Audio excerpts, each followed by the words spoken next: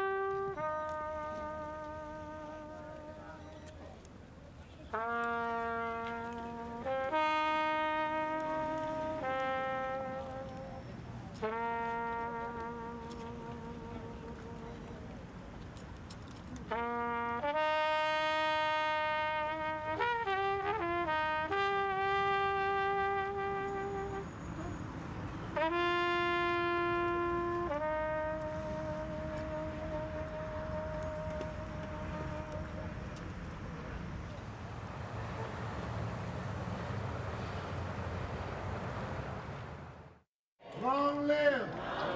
Long live! Lower 9. Lower 9. Repeal! Repeal! Lower 9. Lower 9. The 9/11 hit the families of those who were killed in that awful, tragic attack. For the $1 million plus per family. In New Orleans, 0. In New York, they are now rebuilding skyscrapers where the hit occurred. The Ninth Ward, not yet, in fact, building houses. In New York, the money went from Washington to Albany as a conduit down to New York City to rebuild. In this case, the money went from Washington to Baton Rouge and basically still there. With a slow, bumpy road to recovery. I couldn't gut it, I couldn't do nothing with it but tear it down. It's flat on the ground, turned sideways, it's finished. Yeah, I'm gonna move back, I'm gonna rebuild. You know, but we gotta fight this cleansing first. See, when we first left here, to people like Canizaro, Bollinger, Cabacol, Katrina was like a godson. You see, they figured they got the chance they've always wanted. They figured we'd be so traumatized, there'd be so much shock and awe, till we wouldn't want to come back here. We'd just leave our land, we'd just give it up for, I guess, pennies on a dollar or whatever. You see, and that didn't happen. Marching for people's rights to get back to the city, for voter rights, make sure people are not shut out in the next gubernatorial election and really statewide election, and just to celebrate life. You know, life is important here in this community. The Lower Ninth Ward is still abandoned. 250,000 people are in exile around the country. There's no plan to get them back home. They're jacking up the price to rent. Homeowners cannot get back home. There simply is no plan to protect the people.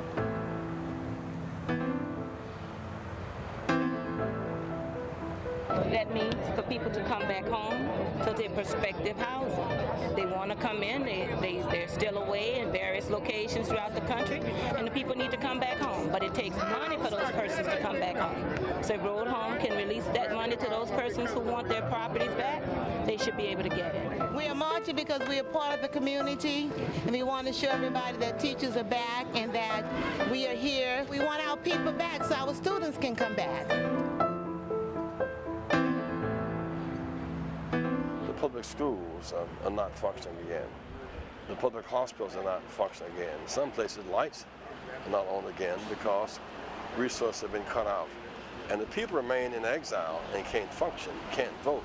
It's going to have a tremendous impact upon the political culture. Jesse being a national name brings attention to the community, you know, because if we got somebody local, it wouldn't have as much impact as it does with Jesse Jackson. I don't know what his motives are, and frankly, I could care less. It still brings attention to our community, and that's a good thing for us.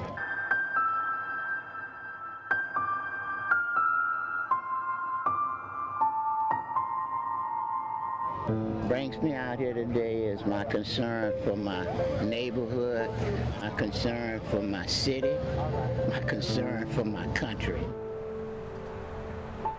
We're marching to try to, let's say, speed up the progress, speed up the process of people, residents getting back into the city.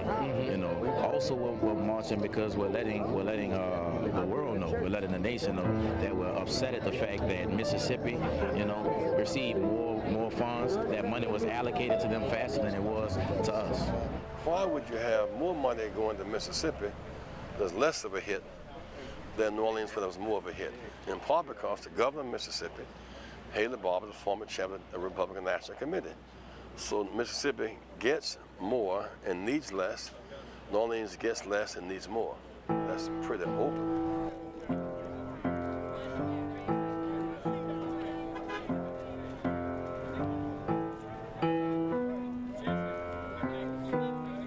We're marching over to the levees, you know, bring attention to the levees, because we feel that the Corps of Engineers is spending way too much money and time on the 17th Street Canal, you know, on the levees elsewhere, but they are neglecting to address the situation with the levees in Lower Nine.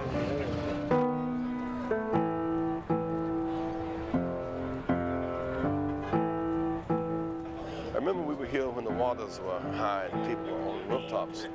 There are 3 unused military bases in this state. And the government would not allow people to move on those military bases. Well, if they could have, they could be closer and be driving back and forth from the military bases and rebuild where they live. As it is, they're now strung out around the country and can't come back and get the job. To get the job, there's no place for them to stay. People in the kind of catch-22, so it was not handled very well by this governor. The most important march was the one we had back in February when the governor came. When they told our state representative that wasn't nobody coming back here, what do you need money for? There's nobody coming there. And we met the governor with 4 busloads of state legislators at the barge. They were shocked. You had to be there. You had to see their faces when we showed up. You know, with our signs, you know, we want trailers, we're keeping our neighborhood. Lower 9 is not for sale. You know, when they got off that bus at that barge, it was like they were getting off the bus on the moon. You know, we told them the same thing, you know, because they want the land, you know. I don't know if they was going to try to do eminent domain. Well, eminent domain, to me, is a poor man's law. You know, that affects poor people. It don't affect rich people, you know. So this is the fight we got here, and we got to just keep at it.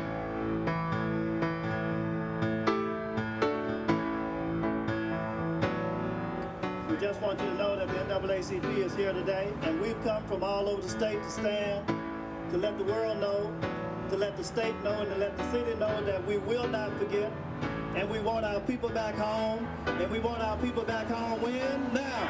When we want our people back home? Now. When we want our people back home? There are still lots of good people coming to the city every day, you know, to help rebuild it, and particularly in this area, you know, they're coming here. So I don't think that they've lost focus on us, because a lot of these kids, a lot of these people that are coming from all over the nation are going back to their hometowns, and they're telling their politicians and their parents and their relatives that, you know, still lots of communities are still yet devastated. I don't think America has forgotten about New Orleans. I think that the bureaucracy has forgotten about New Orleans.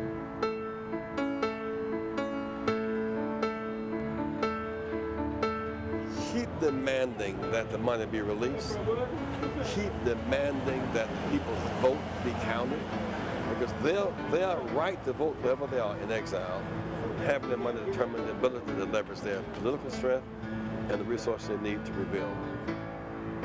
We're up against some big dogs, you know. But see, one thing that that all of us got to realize is that although we're in a fight with all these, you know, these big people, the developers and all those, you got to realize, although they're big, but, you know, it's not the size of the dog in the fight, it's the size of the fight in the dog.